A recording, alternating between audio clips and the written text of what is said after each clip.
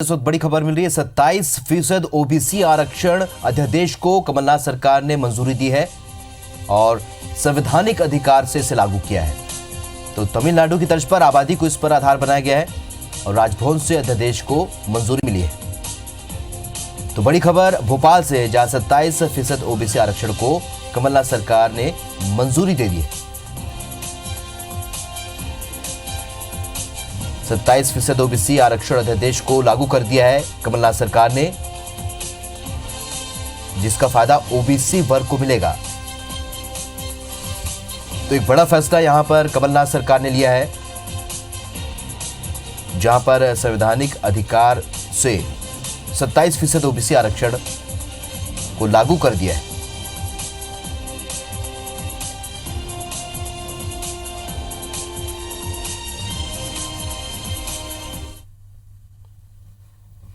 चलिए, इस खबर पर हमारी सहयोगी आकांक्षा शर्मा भोपाल न्यूज रूम से जुड़ रही हैं। आकांक्षा, जिस तरीके से कमलनाथ सरकार ने यह फैसला लिया, इसके दूरगामी सोच के बारे में अगर बात करें तो क्या कुछ फायदा यहां कमलनाथ सरकार को मिल सकता है?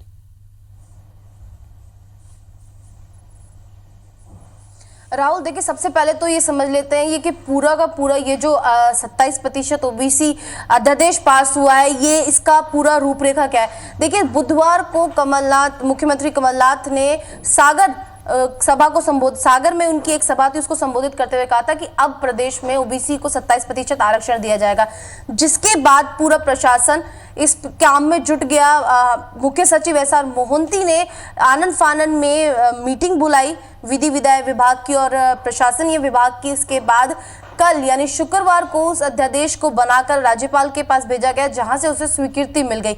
यानी अब मध्य प्रदेश में जो ओबीसी आरक्षण 14% हुआ करता था, अब वो 27% हो गया है। अगर मध्य प्रदेश के पूरे ओवरऑल आरक्षण की बात करें तो मध्य प्रदेश में 63% आरक्षित वर्ग है, जिसमें 16% आरक्षण जो है वो अनुसूचित जातियों के लिए है, 20% आरक्षण जो है अनुसूचित जनजातियों के लिए है और 27% आरक्षण जो है वो ओबीसी के लिए है।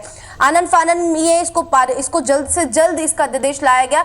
देखिए, लोकसभा चुनाव बेहद नजदीक है और अगर मध्य प्रदेश की बात करें तो मध्य प्रदेश में 52% आबादी जो है वो ओबीसी कैटेगरी के अंदर आती है। यानी ओबीसी, अनुसूचित जाति और अनुसूचित जनजाति के अंदर 52% आबादी आती है, जिसको ध्यान में रखते हुए मुख्यमंत्री कमलनाथ ने इतना बड़ा फैसला लिया। और जिस तेजी से ये फैसला लिया गया, उससे ज्यादा तेजी से इसका क्रियान्वयन किया गया।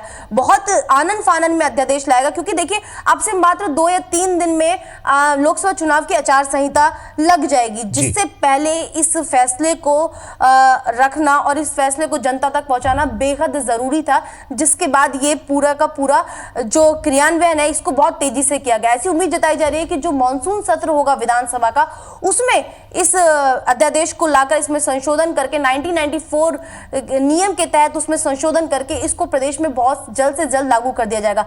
अगर बात करें इस नियम से लोगों को क्या फायदे होंगे, तो देखिए, जितनी भी राज्य सरकार में निकलने वाली नियुक्तियां हैं आगामी, जो राज्य स्तर पे नियुक्तियां निकलेंगी, उसमें लोगों जो भी ओबीसी कैटेगरी के अंदर लोग आएंगे, उनको 27% आरक्षण का फायदा मिलेगा। ये फायदा केवल राज्य स्तरीय ही होगा, सेंट्रल से निकलने वाली किसी भी जॉब में इसका कोई भी फायदा नहीं मिलेगा। वही बात कर लेते हैं कि 2 घोषणा एक साथ की गई थी, एक 27% ओबीसी आरक्षण की और एक 10% जो सामान्य आरक्षण है उसकी भी घोषणा की गई थी। उस पे भी जो कार्य है वो लगातार तेजी से चल रहा है। तो कुल मिलाकर ये एक मास्टर स्ट्रोक कहा जा सकता है कांग्रेस सरकार का, क्योंकि कहीं ना कहीं इससे आगे जाके बहुत ज्यादा फायदा मिलेगा। जब से ये आरक्षण की घोषणा हुई थी, उसी के बाद से पूरे प्रदेश में जितना भी ओबीसी वर्ग है उसमें खुशी की लहर थी कि इतने सालों का जो संघर्ष है, लगातार हम देखें तो प्रदेश में बहुत से आंदोलन हुए थे कि ओबीसी को लगातार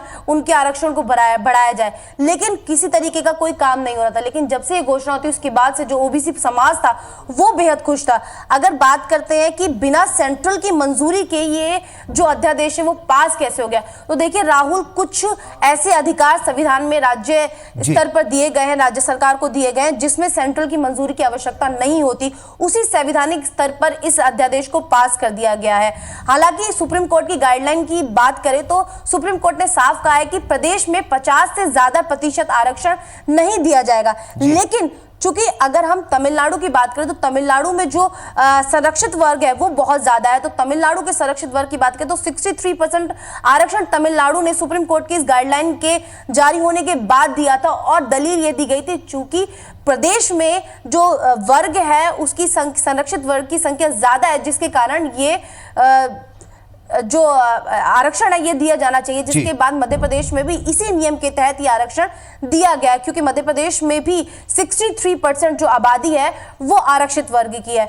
तो अध्यादेश पास हो चुका है और आगामी आने वाले समय में जल्द से जल्द नियम बनकर भी लागू हो जाएगा। तो ये जो इतनी बड़ी खुशी और इतना बड़ा फैसला कमलनाथ सरकार ने ओबीसी वर्ग के लिए लिया है, कहीं ना कहीं इससे लोकसभा चुनाव में आने वाले समय में फायदा जरूर मिलेगा। चलिए, तो लोकसभा चुनाव के पहले एक बड़ा फैसला यहाँ कमलनाथ सरकार ने लिया है, और जिस तरीके से आप बता रहे हैं कि आनन फानन में एकदम तैयारी की गई, घोषणा के तुरंत बाद इस पर जुट गई सरकार, और देखते ही देखते फिर अभी अध्यादेश भी लागू कर दिया गया। फिलहाल जानकारी के लिए आपका बहुत बहुत शुक्रिया।